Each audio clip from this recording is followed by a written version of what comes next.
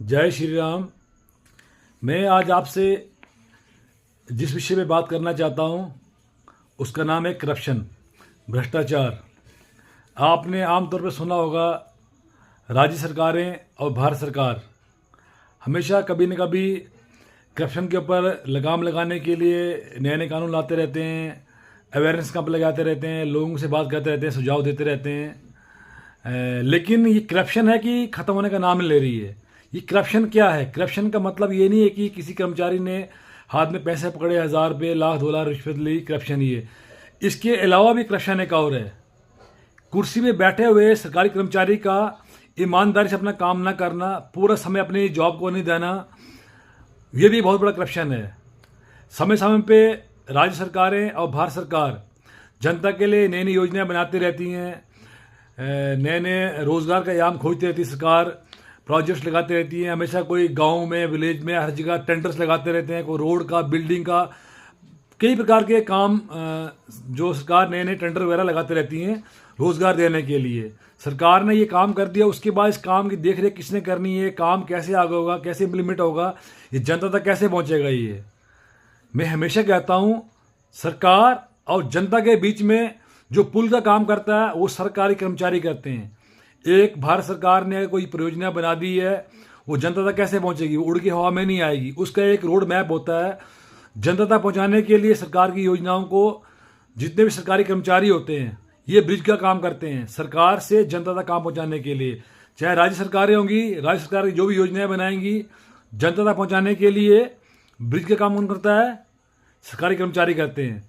सरकारी कर्मचारियों का ईमानदारी से अपना काम ना करना, ये भी एक बहुत बड़ा करप्शन का ये भी बहुत बड़े करप्शन है। ये भी एक पैसा लेना ही करप्शन नहीं है, सरकारी मुलाजमों को काम ना करना भी ये बहुत बड़ा करप्शन है। ये सरकारी कर्मचारी हो या कोई भी क्यों, प्राइवेट फील्ड में जो बंदे काम कर रहे हैं, जो भी अपना काम ईमानदारी से नहीं करता है वो भी करप्शन है।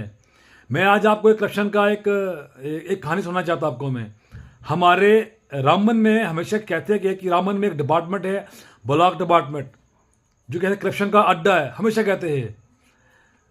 मैं आज कैमरे के सामने आके खुले मंच पे आपसे कहना चाहता हूँ, ये क्लियर है कि जहाँ तक मुझे समझ आ रही है, पिछले कुछ समय से मैं इसको फॉलो कर रहा हूँ, देख रहा हूँ, अगर ब्लॉक डिपार्टमेंट को करप्शन के मामले में कोई मात देने वाला कोई डिपार्टमेंट है तो वो रामबन डिस्ट्रिक्ट के अंदर PWD डिपार्टमेंट है, जो ब्लॉक डिपार्टमेंट को पीछे छोड़ रहा है करप्शन के मामले में। वो कैसे? वो उनके कर्मचारी पैसे लेते हैं, मैं ये नहीं कह रहा हूँ। वो करप्शन का मतलब क्या, मैं आपको बताना चाहता हूँ। PWD डिपार्टमेंट में हर एरिया के लिए जितने भी रोडों काम चल रहे हैं, सरकारी बिल्डिंग्स बन रही, जो भी बन रही है, उनकी देखरेख करने के लिए उनके पास JE, सुपरवाइजर, AWE सब है उनके पास हैं।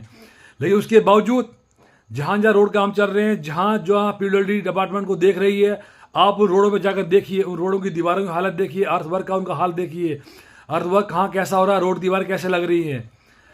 PCC वॉल का बिल निकलता है, उसके अंदर पूरा पत्थर भरा हुआ है। मैसनरी दीवार का बिल निकलता है, पूरी डस्ट लगी हुई, एक बारिश पड़ती है पूरा सीमेंट धुल जाता है, खाली पत्थर सामने आ जाता है। मैं कोई बात हवा में नहीं कर रहा हूँ, पूरे एविडेंस के साथ बात कर रहा हूँ। मैं अब रोडों का नाम नहीं लूंगा मैं, क्यों ठेकेदार हमारे दोस्त रूठ जाएंगे हमसे। मैं ओपन कह रहा हूँ, मैं सीधा PWD डिपार्टमेंट को क्लेम कर रहा हूँ। ठेकेदार काम तो है चोरी करना है, उसने ठेकेदारी करनी है, उसने बिलो रेट भरता है, वो डिपार्टमेंट कहाँ सोया हुआ है। अभी आप देखिए मेरे हाथ में ये मैंने प्रिंट निकाले हैं, ये मैंने कुछ पेज निकाले हैं, ये विद एविडेंस, मैंने पूरे एविडेंस तैयार किए हैं ये अपने पास। ये अभी विद इन डेज में इन सबको लेफ्टिनेंट गवर्नर के साथ भेज रहा हूँ, मैं डिप्टी CM के लिए भेज रहा हूँ, CM साहब के भेज रहा हूँ, और बाई हैंड DC साहब रामन को भी मैं जाकर दूंगा। मैं शनिवार या मंडे को दूंगा। मैं, मेरी टीम के बंदे आएंगे, DC साहब के मिलेंगे, उनको लेटर देके आएंगे, विद एविडेंस सारा देके आएंगे। ये मैं आपको एक छोटी सी कहानी सुनाता हूँ PWD डिपार्टमेंट की। हमारी पंचायत नेरा में हमारी बेटी DDC रामन B की रेणुका कटोच, जिन्होंने अपने अथक प्रयास से बहुत मेहनत करके हमारे गांव के लिए तकरीबन 1.5 से 2 किलोमीटर का एक रिंग रोड सैंक्शन किया था। ये बहुत बड़ी बात है, एक गांव में 1.5-2 किलोमीटर की लंबाई का रोड, रिंग रोड सैंक्शन किया था। उसका अमाउंट था 7.5 करोड़ रुपये। जो ठेकेदार टेंडर लगाया, शायद 33 कुछ बिलो गई है, वो उन्होंने काम लिया। ठेकेदार ने बड़े जोर शोर से काम शुरू किया। रोड की कटिंग उन्होंने 2 साइड शुरू की, क्योंकि सर्कल रोड था, ये 2 साइड शुरू की उन्होंने कटिंग रोड की। तो अभी क्या हुआ, डिपार्टमेंट वालों ने रोड का टेंडरिंग कर दी, डीडीसी ने अपनी मेहनत की, रोड सैंक्शन किया, हम बहुत मुबारकबाद देते हैं। उसके बाद डिपार्टमेंट वालों ने रोड की टेंडरिंग की।